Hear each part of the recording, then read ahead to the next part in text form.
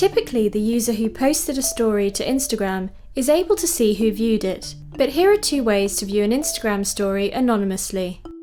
Using an Instagram account that isn't automatically identifiable as you might be the best way to stay anonymous. If you already have an account, you can easily add another and switch between the two. Tap on your profile name and then Add Account. Tap Create New Account. Follow the prompts to set up an account and make sure your username and profile picture doesn't include your name or face.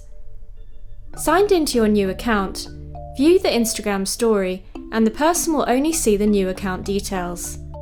The caveat here is that the account you want to view the story on must be public, or else they'll have to add your new account as a friend to grant you access.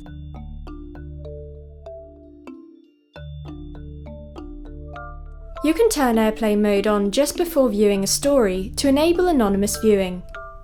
Connected to the internet, go to the profile whose story you want to watch.